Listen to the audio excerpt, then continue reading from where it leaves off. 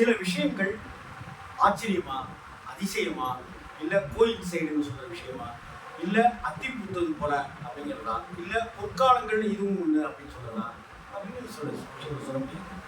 பயணங்கள் முடிவதில்லைங்கிற திரைப்படம் கிட்டத்தட்ட 42 வருடங்கள் ஆயிடுச்சு. பயணங்கள் முடிவதில்லை படம்.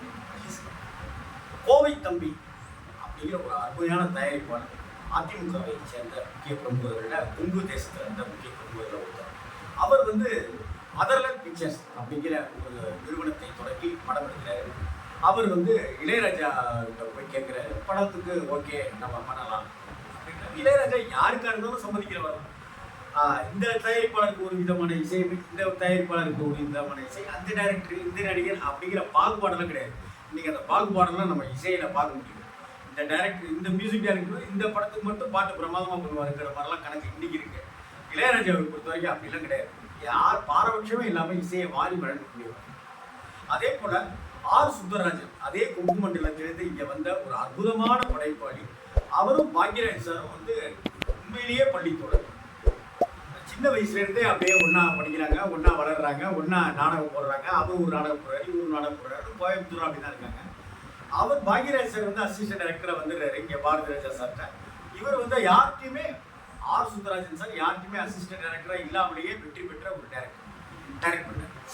அப்படிப்பட்ட ஒரு இன்னைக்கு படம் குறும்படம் எடுத்துட்டு டைரக்டர் ஆகிறாங்க இல்லையா. குறும்படம், சிறுபடம், பெரும்படமும் எதுவுமே இல்லாமல் அன்னைக்கு டைரக்டர் ஆனவர் ஆர் சுந்தரராஜன் சார்.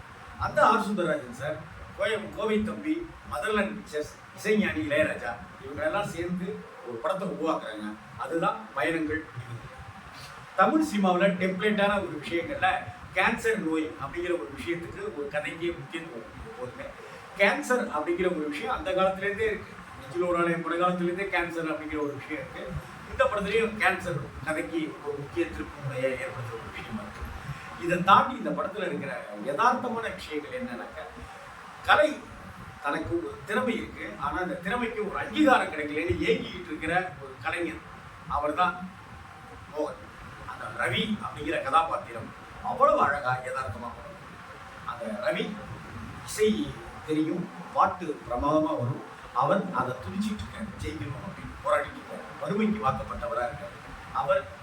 அவருடைய பாட்டு ஒரு இடத்துல, அவருடைய இசை ஒரு இடத்துல, பூர்ணிமா ஜெயராம், அப்போ பூர்ணிமா பாக்யராஜ் அவங்களுக்கு அது தெரிய வருது. அதை வச்சுக்கிட்டு அவங்க அப்பா கோவில் கட்டுறதுக்கு உண்டான பெரும் பணியை செஞ்சுட்டு இருக்கிறாரு. அந்த கோவில் திருவிழாவில் கச்சேரிக்கு வாய்ப்பு தராங்க. அந்த கச்சேரிக்கு வாய்ப்பு அவருக்கு முதலாக கிடைக்குது, மணியாளர் பணமும் கிடைக்குது. இதை அடுத்து அந்த கச்சேரியை அவர் எப்படி எதிர்கொண்டார், பாட்டை பாடினாரா, அப்போ ஏற்பட்ட ஒரு சூழல் என்ன, அதையும் கடந்து அவர் ஜெயிச்சது என்ன. அதற்கு பிறகு டிவி ஸ்டேஷன், அன்னைக்கு தூர்தர்ஷன், அந்த டிவி ஸ்டேஷன்ல அவருக்கு திரும்பவும் அவருக்கு வாய்ப்பு வாங்கி தரது என்ன. அதுக்கப்புறம் கங்கைமரன் சார் கிட்ட இதை பற்றி தெரிவிக்கிறது என்ன. இப்படி அடுத்தடுத்த கட்டங்கள் எல்லாமே அழகாக அப்படியே போய்கிட்டே இருக்க. இவர் இந்த திரையுலகுக்கு வராரு, ஒரு பெரிய பின்னணி பாடகராக மாறுறாரு. பின்னணி பாடகராகி பெரிய அளவுக்கு வராரு. மோகனுக்கும் பூர்ணிமா ஜெயராமுக்கும் ஒரு காதல் அப்படியே அழகாக புத்து குழுங்குது. இன்றவருக்கு அப்புறம் பார்த்தாங்க அப்படியே கதை டோட்டலா மாறும். பூர்ணிமாவை அப்படியே வெறுத்துக்கிட்டே வராரு, தள்ளி போய்கிட்டே இருக்கு. அவர் எந்த ஒரு விஷயமா இருந்தாலும் பூர்ணிமா கூட தான் ரெக்கார்டிங் தேட்டர்லேருந்து எல்லா இடத்துக்கும் போகிறவரா மோகன் இருப்பாரு. ஆனால் ஒரு கட்டத்தில் மோகன் அதை எல்லாமே புறக்கணிக்கிறார். மதுரையிலேருந்து எப்போ வந்தாரு, வந்து 4 நாள் ஆச்சு, அப்படியா வரவே இல்லை, நான் வரவே இல்லைன்னு சொல்லிட்டு இருந்தாங்க அப்படின்னு சொல்லி பூர்ணிமாவுக்கு தெரியும் போது அது அதிர்ச்சியம், நமக்கு கூட அந்த ஒரு அதிர்ச்சியம். இப்படிப்பட்ட ஒரு சூழ்நிலையில அந்த காதல் ஏன் இப்படி ஆகுது, என்ன காரணம், பணம் வந்துருச்சுங்கிறதுனால அப்படியா அப்படிங்கிற மாதிரிலாம் தன்னுடைய ஃப்ரெண்டுக்கு, அந்த ஃப்ரெண்டு மூலமாக தான் பூர்ணிமா பாக்யராஜுக்கும் பூர்ணிமா ஜெயராமுக்கும் மோகன் சாருக்கும் ஒரு லவ் கனெக்ஷன் ஏற்படுறதுக்கே அவங்க வீடு தான் காரணமாக இருக்கும். ஆனால் அவங்களுடைய திருமணத்துக்கு ஒரு பணம் கேட்பாரு, டைம் இல்லை, பணம் இருந்தால் நான் பாடுறேன் அப்படின்லாம் சொல்லப்போனால் ரொம்ப ஆச்சரியமாக இருக்கும். பூர்ணிமா அவங்க அப்பாவுக்கு பூர்ணம் விஸ்வநாதனுக்கு அப்படின்னு எல்லாருக்குமே ஒரு ஆச்சரியத்தை இருக்கும். ஏன் அப்படின்னு விடை நம்ம தமிழ் சினிமாவில் ஒரு கதாபாத்திரம் தடக்குன்னு வரும். அந்த கதாபாத்திரம் இதையெல்லாம் சொல்லுவோம் இல்லையா. அந்த கதாபாத்திரம் நம்ம தமிழ் சினிமாவில் ஒரு ஜென்டிலான கேரக்டர் 80s யாருனாக்க நடிகர் ராஜேஷ் தான். ஜென்டிலான கேரக்டரை பிரமாதமாக பண்ணக்கூடியவர். டாக்டராக அந்த நாட்களில் எப்படி டாக்டராக பிரமாதம் பண்ணாரோ அதுக்கு முன்னாடியே இந்த படத்தில் டாக்டராக வருவார். மதுரையில் டாக்டர் இருப்பார். அவர் அங்கே சென்னைக்கு வந்திருப்பார். பூர்ணிமா ஜெயராம் அவங்களோட குடும்பம் சொன்னாங்க, அவங்க நெருங்கிய சொந்தம். அப்படி வரும்போது இவரை பற்றி தெரியும் போது அப்போ இவருக்கு இருக்கிற நோய் பற்றி கேன்சர் ஏற்படுறத பற்றி அவர் சொல்ல இந்த அதிர்ச்சியாக இதை அடுத்து அவங்கள்ட்ட போக இப்போ நடக்கிற விஷயங்கள் படத்துடைய கிளைமேக்ஸ் அப்படின்னு போய் இந்த பயணங்கள் முடிவதில்லைங்கிறது ஒரு மரணத்தில் அப்படிங்கிற ஒரு விஷயமாகும்.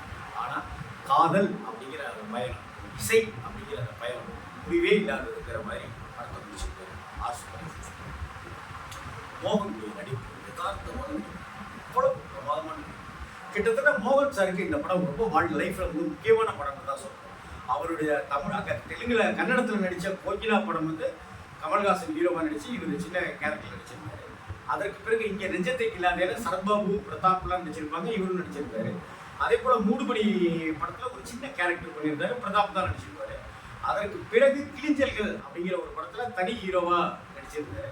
கிளிஞ்சல்களுக்கு அப்புறம் இந்த படம் 1981 வருஷம் நினைக்கிறேன். அதுல கிளிஞ்சல்கள் டிசம்பர் மாசம் வருது, கிறிஸ்மஸ்க்கு பிப்ரவரி மாசம் அன்னைக்கு இந்த படம் ரிலீஸ் ஆகி 82வது வருஷத்துல பயணங்கள் இல்லை.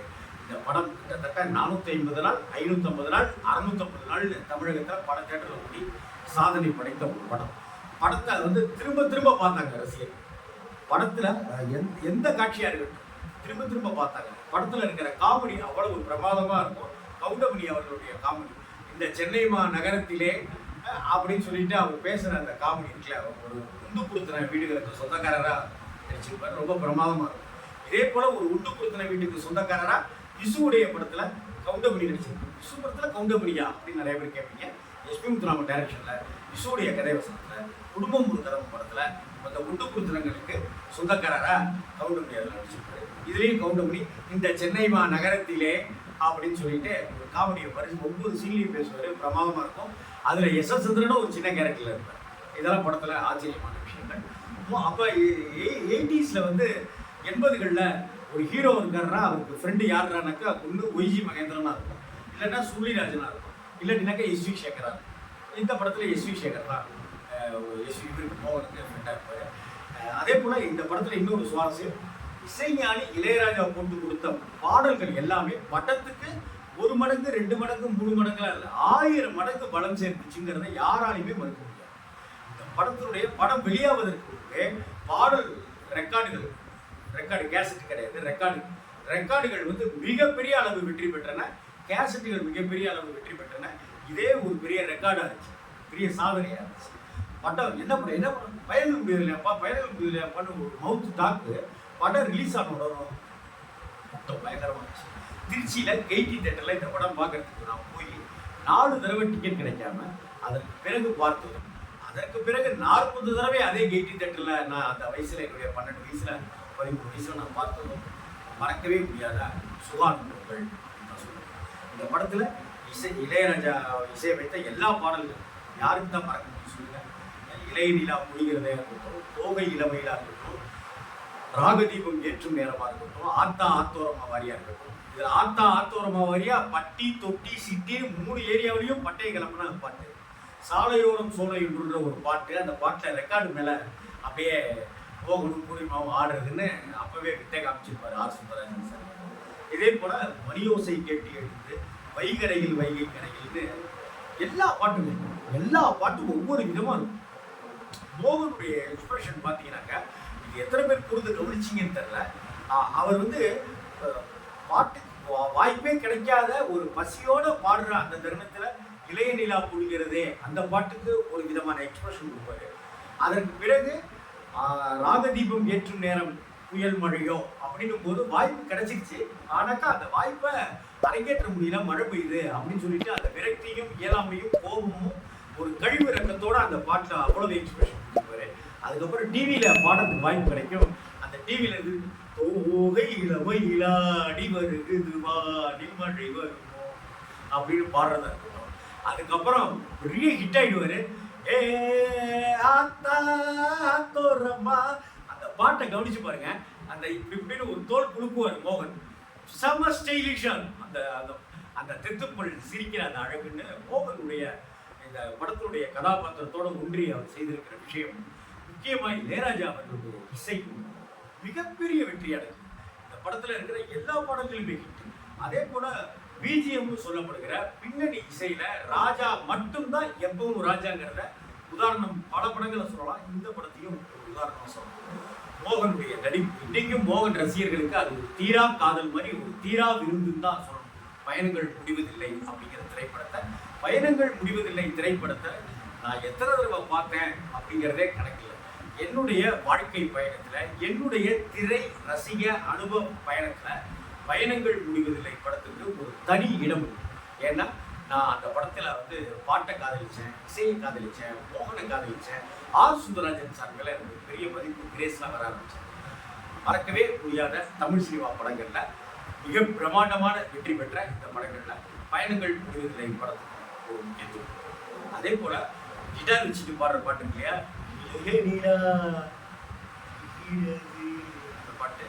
அந்த பாட்டுக்கு பதிலாக வேற ஒரு பாட்டு தான் வச்சிருக்கோம். அதாவது பாலு மகேந்திரா அவர்களுடைய மூடுபனியில இளையராஜாவுடைய 100வது படம் மூடுபனி. அந்த படத்துல இளையராஜா ஒரு இசை வச்சு பயங்கர ஹிட்டு. அந்த என் இனிய பொன் நிலாவே அப்படிங்கிற ஒரு கிட்டார் பாட்டும், இளைய நிலா பொழுகிறதே அப்படிங்கிற ஒரு கிட்டார் பாட்டும் இசைஞானி இளையராஜா அவர்கள் வைத்திருந்து ஒரு பாட்டை அங்க கொடுக்குறாரு, ஒரு பாட்டை இங்கே கொடுக்குறாரு. 2 கிட்டார் பாட்டுமே நம்மளை துள்ள வைக்கிற, நம்மளுடைய நாடி நரம்புகளை உசுப்பேற்றுகிற ஒரு அற்புதமான பாடலா.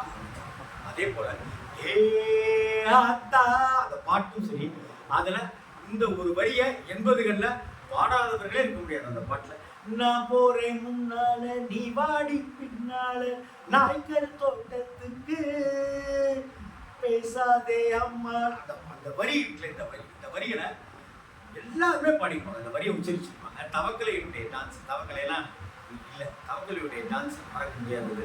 இது மாதிரி பயணங்கள் முடிவதில்லை அப்படிங்கிற அந்த திரைப்படத்தை பற்றி நம்ம பல விஷயங்கள் இன்னும் சுவாரஸ்யமாக சொல்லிட்டே போகலாம். மோகனுடைய நடிப்பு, ரஜினியும் ஒரு நடிகை, அந்த ரஜினியினுடைய நடிப்பை அழகாக காமித்த படங்கள்ல, அவங்களுக்கு நல்ல கேரக்டர் கொடுத்த படங்கள்ல இந்த படம் பயணங்கள் முடிவதில்லை. நீங்க பார்த்தீங்கன்னா எந்த தேட்டர்ல, எந்த ஊர்ல பார்த்தீங்க?